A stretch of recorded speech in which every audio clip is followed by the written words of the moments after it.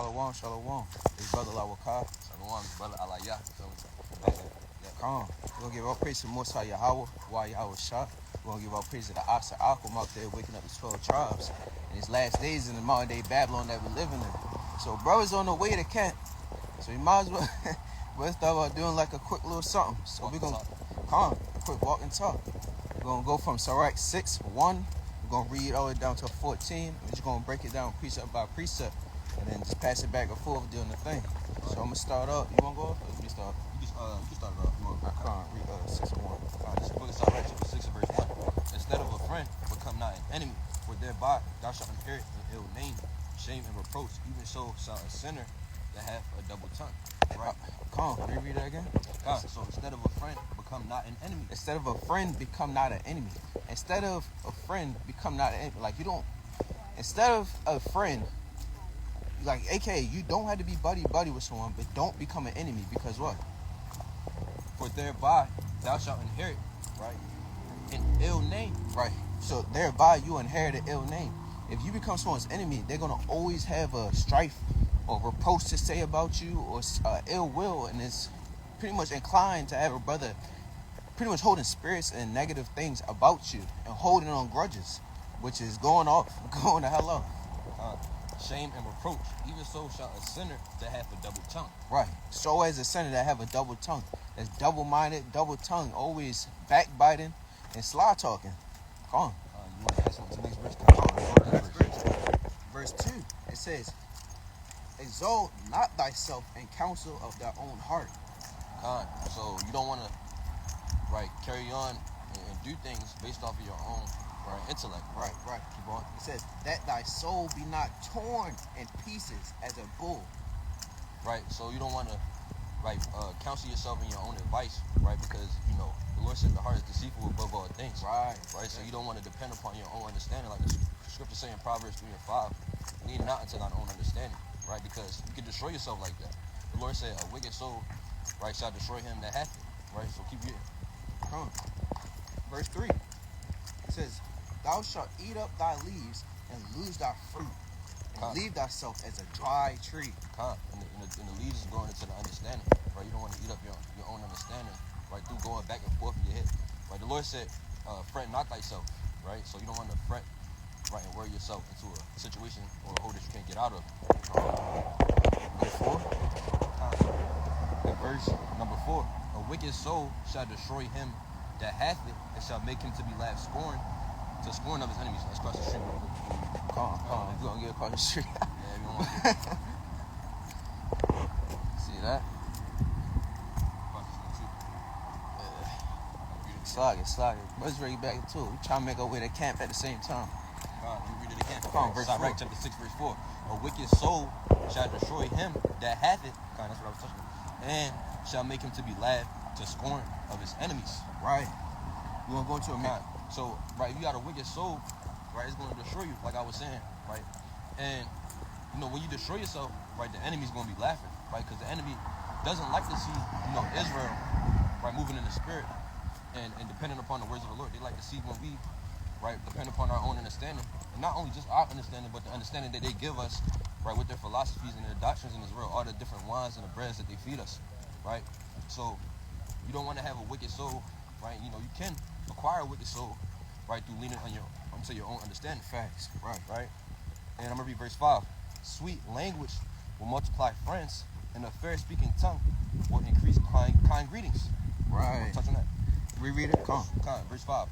Sweet language will multiply friends, and a fair speaking tongue will increase kind greetings. Sweet language will multiply friends, aka watching your tongue, knowing how to speak to people, knowing how to, like it says in, I think, I would say first or Second Corinthians, Paul went into pretty much to roughly paraphrase it, get on someone's level when you're speaking to them, aka knowing how to speak to people, knowing what words to actually bring out to someone to make them and give them edification. Say that can actually increase friends. You can actually reach out to people that will see you as a person that they want to keep talking to, so that they will keep being around. And courteous spirit, You're not just constantly getting on somebody, talking down on them, and saying things that are not to be spoken in terms of you just really just wanted to condemn a brother, right, in his speech, you know, trying every time the brother say something that you're not liking or you're not agreeing with, you just kind of just, you know, over exaggerating on his response, etc., etc. Right, over righteous with it, honestly. Right. In verse 6, it says, "Be in peace with many, nevertheless have but one counselor of 1,000." Come on. Right. Be in peace with many, but have what? It says, "Be in peace with many, nevertheless have but one counselor Come of on. 1,000." Right, being in peace with many, being in peace with all your brothers. It's not talking about the enemy. Being in peace with all your brothers, but having one counsel, knowing that one person that you can actually have a heart to heart with, not sitting here trying to have multiple counsels with multiple. Right. You feel me? Like multiple people that you confining to, because you could be confining to the wrong person.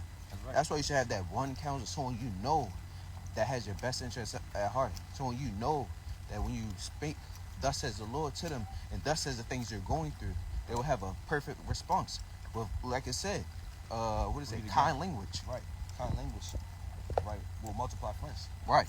Right. And to add on to what he was saying, right, with the having one counselor of 1,000, right, you want to make sure that counselor is not just any random person. You want to make sure it's a person in the truth, right, that really bases their understanding off of the words of the Lord. Right. Because then they'll be able to give you the proper counsel to where, you know, it's not wicked and evil, you know, going off of, you know, just their own thoughts and imaginations, right, you know, tying back into what it was saying with wicked soul shall destroy him that hath it.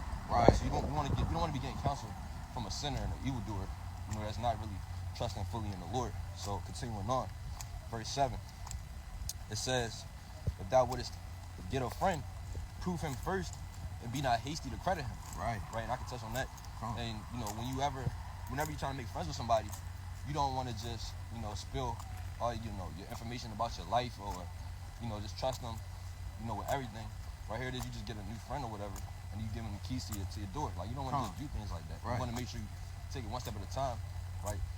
Have it go slowly, so then, you know, y'all could build a relationship or whatever, you know, and, you know, y'all can fully get to understand and know each other, and, you know, that way you can build trust. And not only that, but, you know, you can do things like, you know, put that person in a situation to really try and to see, you know, if they're genuine, right? Rather than, you know, actually waiting for something to happen. You know, you can just do little things or whatever, you know, in wisdom to see, right, if that person, right, passes the test, you know, and that's just, you know, off of you getting to know that person, right? And then slowly building your way up to where you can actually say for a fact that, you know, this brother moved this way in this situation, so now I know for sure that, you know, he'll be a viable person that I could trust. See what I'm saying? So let me back. It said, "Be not hasty to credit." Like the brother's going into, people be so quick to say, "I vouch for this person. I vouch for him. He a good person." How do you know? Right. You didn't even get to go through all 4 seasons with that person to see if they actually can hold water when it comes to you spilling your secret things to them. When strife hit when stuff hit the fan, how are they gonna react? How are they gonna act?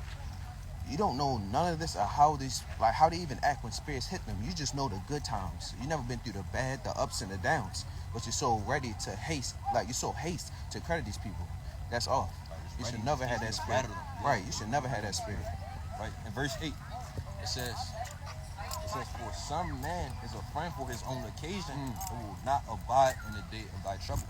And that's right. Some people, they'll only, you know, try to be nice to you, or, you know, be around you just strictly so they can get, you know, whatever you have that benefits them, right? They're not doing it out of genuine love and, you know, care for you. They just really just want to be with you, right? Because they know that every time they're with you, you're going to do what they ask you. See what I'm saying? And that's not a faithful friend. That's just somebody that wants to take advantage of you, right? You see a lot of that in the world, really, because people, they don't have a conscience to, you know, keep the commandments of the Lord, to not lie, to not steal, to bear a grudge, and all these different things, right? They're just going off of, you know, what they learned in the world, and, you know, that's being, you know, wicked, and just, you know, not putting their trust and loving their neighbor as they love their self, right? What's that latter part say? Right, verse number the end of what you just read, the latter part, like the end part. I was about to read it. It says, "And will not abide in the day of thy trouble." And not abide in the day of thy trouble. AKA in Jake terms, when shit hit the fan, they're not going to be around. Right. When you're at your lowest, they're going to fly. Yeah. They're going to be off to the next person that they can manipulate, off to the next person that they can gain from. Because right now, you're at your lowest. They can't gain from you. So when the stuff hit the fan, they're going to be gone. They're going to be nowhere to be found, not answer your phone calls, not trying to be around you. Because what you're going to do, you're going to tell them your problems. And they don't want to hear that. They just want to gain from you. They don't want to hear your problems and bear your burden. God. They just want the goods. That's it. I was ready to say, they even say that in the world. It's like a song. I don't know the exact artist, but basically it goes something along the lines of, back when I was broke, nobody gave me a SHIT. Right. Now that I got bands, everybody hit me up. You know what I'm saying? So Right. that's basically like the same thing. But back then they didn't want me. Now I'm hot, they all on. Exactly. So that was just another quick point. But reading on, it says, and it said verse 9, and there's a friend who being turned to enmity and strife will discover thy reproach. Right. Right. So, right, a friend that's turned into enmity or strife, and it says what? Will discover thy reproach. I mean, if you got like arts or something like that, this person basically, they would try to make a fool of you. Right. You know what I mean? And they would try to, really, try to get a weak spot in you, and, to make you feel bad about yourself. Spreading rumors, right, and all these different things, right, to really just, try to make a fool of you. Really. Right. That's what that's going into. And then reading on verse 10. And again, some friend is a companion at the table and will not continue in the day of thy affliction. Right. Like I was just saying with that analogy. Same one. Right. The same exact thing. Right. Back when I was broke, nobody gave me nothing. Now that I got money or whatever, and I was just understanding, now everybody want to hit me up. Right. And it says, they're not going to continue in thy day of affliction, verse 11. But in thy prosperity, he will be as thyself. Right. But in thy prosperity, he will be as thyself and will be bold over thy servants. Right. So that's the type of friend you want. Somebody, no matter what you go through, everything you have, that person that's going to stick around and be there to help you get back on your feet. You know what I'm saying? Through all the affliction, through all the trials and tribulations, right? They're going to still be there by your side. They're not going to abandon you. That's the type of person you should be looking for. You don't find a lot of those type of people in the world, really, right? Even though they're, one could argue that there are some, but, if they're in the truth and they're really sincere about it, that's who you'll find, right? And it says, reading on, verse 12, if thou be brought low, or matter of fact, continuing on verse 11, and will be bold over thy servants. Verse 12, if thou be brought low, he will be against thee and will hide himself from thy face, right? And you got some people that's like that, right? Whenever you're brought low, right, then all of a sudden they're out of the picture. Right here it is, you should be X, Y, and Z with that man, right? But now, right, you don't really got nothing, and they're depending on you, right, to help get them out of that miry clay, that thick clay. Right. You know what I'm saying? They're nowhere to be found. Right. Because they understand, well, not even that they understand, but they see, right, that really, you got to give over some of your possessions to be able to help them, and they don't want that, right, because they're selfish. Right. It says that they're going to be against you. They're going to simply, it's kind of plain, they'll be literally against you. You at your lowest, and they're against you, like talking down on you to other people. Like, yeah, I don't know what happened to him. He used to be up. Now he's down. Like sitting there mocking you, talking about you, talking about your backbiting. Right. They're literally against you. Turn into, like I said in the previous precept, talking about enmity. There'll be an enmity to you, and to discover your reproach. And we find all different ways to pretty much make sure you go down and not come back up, because they up now. Right, and now continue on, you want to read the last two? Verse 13, it says, separate thyself from thy enemies and take heed of thy friends. That's plain. Separate yourself from the people that have no good coming to you, Right. and have no goodness to say about you, say to you, help you, bring you up. Right. Those are your enemies. It says, and take heed of thy friends. Take heed of the people that actually care about you. Take heed of the people that keep the law, statutes, commandments. That's equally minded, equally yoked with you. That's the only friends that you got in this thing, man. It's people that's really trying to go to where you're trying to go, aka get salvation and endure to the end. Right. And 14 it says, a faithful friend is a strong defense, and he that have found such a one found a treasure.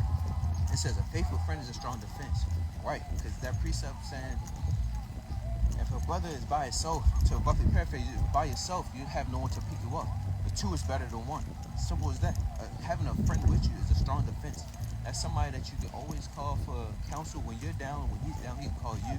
Y'all both is holding each other up in this thing and bearing each other's burdens and making sure that both of y'all going to endure to the end. And it says what?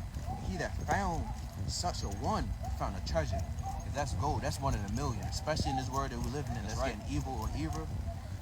Right. You live in these last days, it's going to get worse and worse. Is that the last verse? Kind of cap it out, you know what I'm saying? Basically, that's just that one counselor of 1,000. Right, that one, person that you really trust, and